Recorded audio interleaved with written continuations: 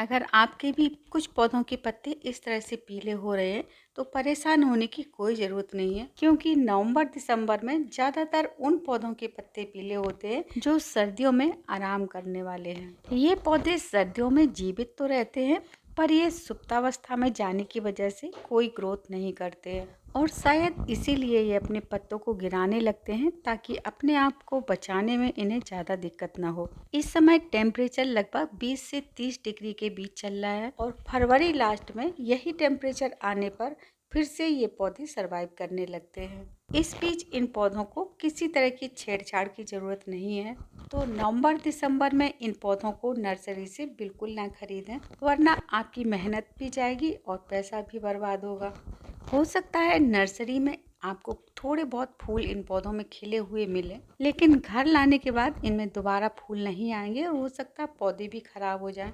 नवंबर में जो flowering plant आप खरीद सकते हैं उसका वीडियो मैंने अभी 2 दिन पहले ही डाला था, तो चलिए आप लोगों को भी दिखा देते हैं कि सर्दियों में डोरमेंसी में जाने वाले कौन कौन से पौधे हैं और कैसे इन्हें हम अगले सीजन के लिए बचा सकते हैं। पहले नंबर पर आता है सुंदर रूपा या जट रूपा का प्लांट। इस समय आप देख सकते हैं कटिंग से लगाए हुए जो छोटे छोटे पौधे हैं इनमें अभी कुछ फूल खिले हुए हैं, लेकिन जो बड़ा प्लांट है वो डोरमेंसी की तरफ जाने लगा है।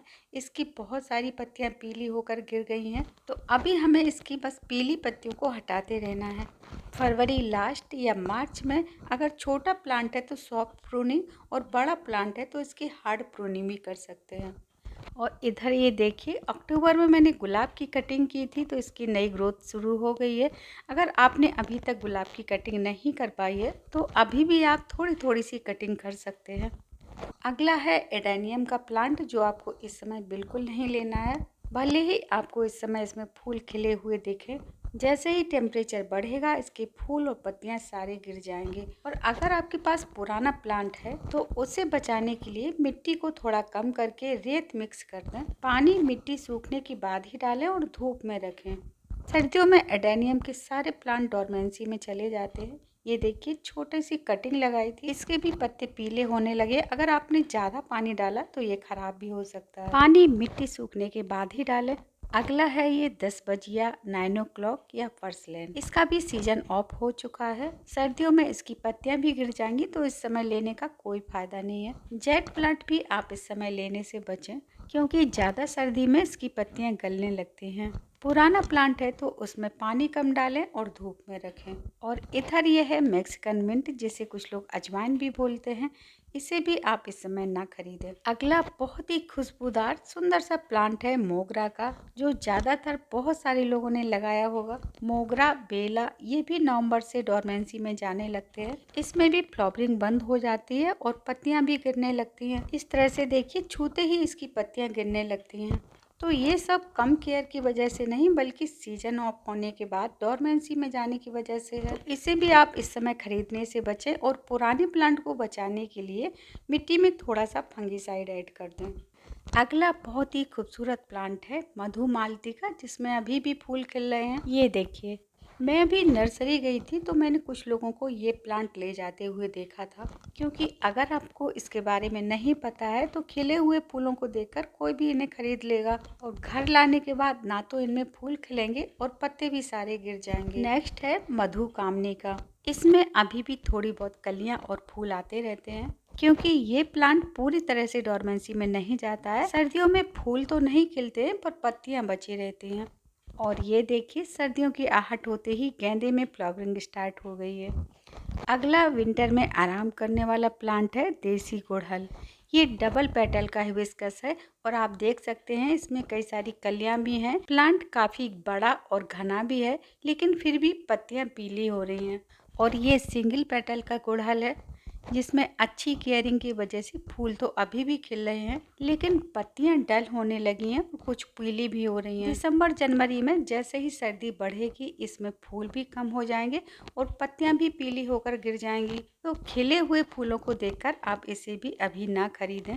हाँ, मार्च में आप इस प्लांट को खरीद सकते हैं। अगला खिला खिला प्लांट आपको इस समय नर्सरी में बोगनविलिया का भी मिल सकता है, लेकिन देखिए इस प्लांट ने भी पत्ते गिराना शुरू कर दिया है। जरा सा टच करते ही पत्ते गिर रहे हैं।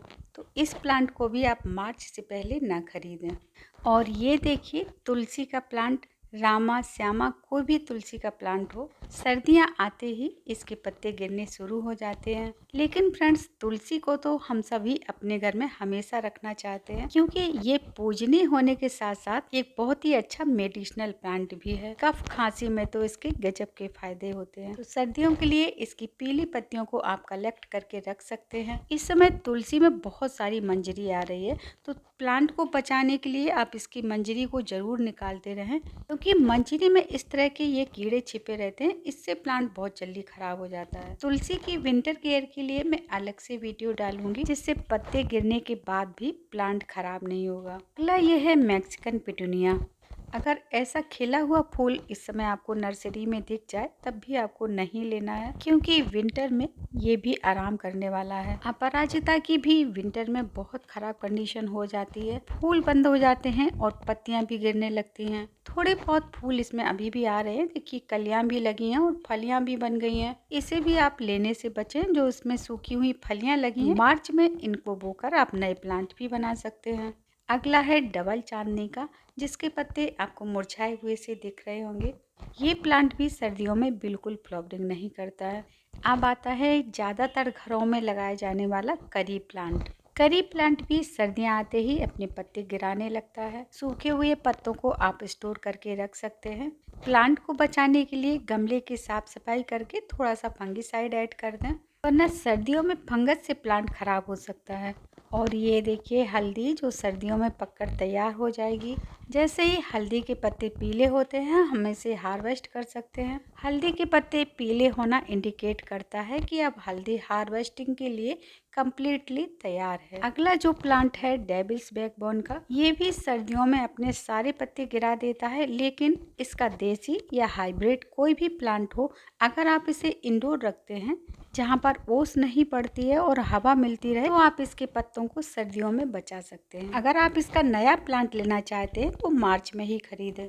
अगला बहुत ही सुगंधित और शुभ प्लांट है हरसिंगार का। इसका फ्लावरिंग सीजन सितंबर से नवंबर तक रहता है। सितंबर से ही इसमें बहुत सारे फूल खिल रहे थे और देखिए कितने सारे इसमें सीड्स भी बन चुके हैं। जो बीज प्लांट के ऊपर सूख चुके हैं, इन्हें आप सेव कर सकते हैं। मार्च में इन्हीं बीजों से अब नए पौधे भी बन जाएंगे। पुराने प्लांट को सर्दियों में बचाने के लिए ऊपर से इसकी टिप को कट कर दें, गुड़ाई करके थोड़ी सी कंपोस्ट डाल के धूप में रख दें। नवंबर तक इसमें दोबारा से थोड़े बहुत फूल आ सकते हैं। लेकिन नया प्लांट आप मार्च अप्रैल में ही खरीदें। सर्दियों में सारे पत्ते गिरा देने वाला अगला प्लांट है चंपा का। अभी देखिए नवंबर में इसमें जो पुराने कलियां थी वही खिल रही हैं, बाकी नई ग्रोथ इसकी बंद हो चुकी है। जैसे जैसे सर्दी बढ़ेगी इसकी सारी पत्तियां गिर जाएंगी। इसके अलावा चंपा की कोई भी वैरायटी आप इस समय ना खरीदें। साथ ही एक और प्लांट यहीं पे रखा है समी का प्लांट खरीदने के लिए भी ये समय बिल्कुल ठीक नहीं है। अभी तो नवंबर का फर्स्ट वीक है, लेकिन जैसे ही सर्दी बढ़ेगी इसकी पत्तियां कुछ गिरने लगेंगी। इसके अलावा फ्रेंड्स, सिंगोनियम, मनी प्लांट, इनके भी नए पौधे लगाने के लिए आप मार्च तक का वेट कर लें। पुराने पौधों को ऐसी जगह शिफ्ट कर दें जहाँ पर ओस ना पड़े। इनको मैंने ऐसी जगह रखा है जहाँ ऊपर से कवर्ड है, और ऐसी ही जगह पर हमें पान के प्लांट को भी रखना है। पान का पौधा भी नया खरीदने के लिए सीजन जा चुका है। ज्यादा गर्मी और ज्यादा सर्दी में पान के पत्ते खराब हो सकते हैं, तो नया प्लांट लेने के लिए